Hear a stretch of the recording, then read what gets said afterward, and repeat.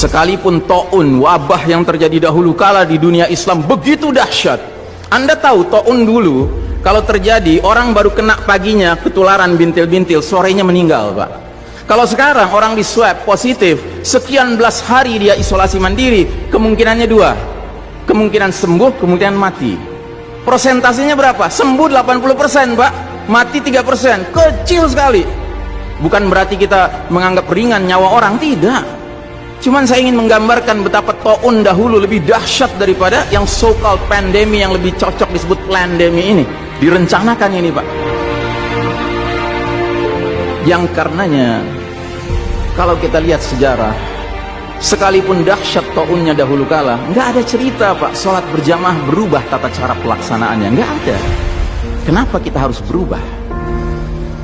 Dan saudaraku rahimakumullah, kami cuma mengingatkan beberapa pesan dari Nabi SAW tentang sholat ini. Yang pertama, Nabi mengatakan, sallu kama ra'aitumuni usalli. Sholatlah kalian sebagaimana kalian melihat aku sholat. Ini sudah kata mati, Pak. Ini kunci, Pak. Kunci ini. Makanya para ulama fikih memutuskan nggak boleh dikerjakan sembarangan, nggak boleh. Apalagi setelah dia ada aturannya, terus kita berkreativitas menyangka itu lebih baik untuk keselamatan dunia kita, sementara kita tidak peduli dengan keselamatan akhirat kita. Nabi Muhammad SAW menyatakan, hari berbangkit nanti aku akan menunggu umatku di depan telagaku. Aku akan bisa membedakan siapa umatku, siapa yang bukan. Umatku adalah mereka yang wajahnya, tangannya, kakinya bercahaya bekas wudhu. Tapi ketahuilah, ada sejumlah orang wajahnya bercahaya, tangannya bercahaya, kakinya bercahaya. Aku panggil mereka, tapi dihalau sama malaikat, tidak boleh mendekat. Aku panggil lagi, tapi dihalau sama malaikat. Akhirnya malaikat menjelaskan, ya Muhammad, mereka telah merubah ajaranmu setelah engkau wafat. Kata Nabi selanjutnya, menjauhlah, menjauhlah. Nabi nggak mau dekat dengan orang yang berani-beraninya merubah tata cara ajarannya. Dan ajarannya yang paling pokok apa? Tauhid. Setelah tauhid apa? Salat. Dan ingat, salat adalah amal yang paling pertama yang akan diperiksa oleh Allah Ta'ala bagi setiap hambanya. Dan saudara rahimahumullah, saya ingin menyampaikan dua hadis lagi. Satu hadis dari Nabi, la tadaru furujatin lisyaitan. Jangan kalian biarkan celah-celah itu untuk syaitan. Ini Nabi Muhammad SAW yang berbicara, bukan Ihsan Tanjung. Kalau Ihsan Tanjung yang berbicara, Anda boleh tolak, Pak. Ini Nabi Muhammad SAW yang berbicara, yang kita baca salawatnya dengan harapan mendapatkan syafaatnya, dengan harapan boleh meminum air dari telaganya. Jadi kata Nabi apa? Jangan biarkan celah-celah itu menjadi tempatnya syaitan. Hari ini tidak sedikit masjid bahkan memuliakan syaitan, memberi tanda di mana syaitan hendaknya berada. Na'udzubillahi min dzalik. Mau jadi apa kita, Pak? Mau jadi umat seperti apa kita? Ini adalah simpul terakhir, saudaraku. Kalau sampai simpul terakhir ini kita relakan lepas, sudah tidak ada sisanya ajaran ini di muka bumi. Karenanya saudaraku rahimakumullah, bagi saya urusan sholat berjamaah dan tata caranya ini bukan urusan pilihan fikih, Pak. Ini urusannya adalah urusan dengan musuh Allah Ta'ala. Hadis yang terakhir, kata Nabi SAW, innal yahuda qad sami'u dinahum. Sesungguhnya Yahudi sudah bosan dengan agama mereka. Wa innahum qaumun hasadun. Dan mereka adalah kaum yang sangat hasad kepada kita umat Islam, terutama dalam 3 perkara. Satu, raddis salam. Kebiasaan kita umat Islam kalau ketemu saling ngucapin assalamualaikum, dibalas waalaikumsalam. Itu Yahudi nggak senang, Pak. Yahudi tidak senang melihat umat Islam berukhuwah Islamnya. Yahudi nggak senang umat Islam kalau ketemu saling bersedekah dengan senyum, makanya dibikin aturan begini, nggak kelihatan senyum kita. Yahudi nggak senang kita ketemu jabat tangan, rontok dosa-dosa. Maunya mereka begini saja jabatan tangannya. Dari mana ini semua? Yang kedua, mereka hasad sama kita dalam urusan apa? Iqamatis sufuf.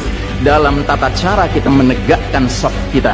Ingat, Pak, shaf dikatakan tegak syaratnya 2. 1 lurus, 2 rapat.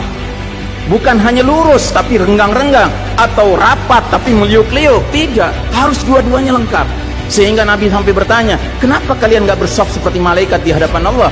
Para sahabat bingung, bertanya, bagaimana malaikat?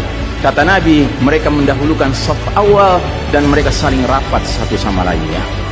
Jadi Nabi itu bangga kalau umat Islam sholatnya seperti para malaikat di hadapan Allah Ta'ala. Harusnya itu menjadi kebanggaan kita juga. dan harusnya kita tersinggung kalau ada pihak yang berusaha untuk mengacak-acaknya. Dan yang terakhir, yang ketiga, Yahudi itu hasad sama kita dalam urusan apa? Dalam urusan umat Islam di belakang imam salat wajibnya mengucapkan amin. Makin keras suara amin itu, makin geram mereka. Karenanya mereka bikin aturan, sempat 2 bulan masjid ditutup-tutup sama sekali, nggak terdengar suara amin dari jamaah karena nggak ada yang boleh ke masjid.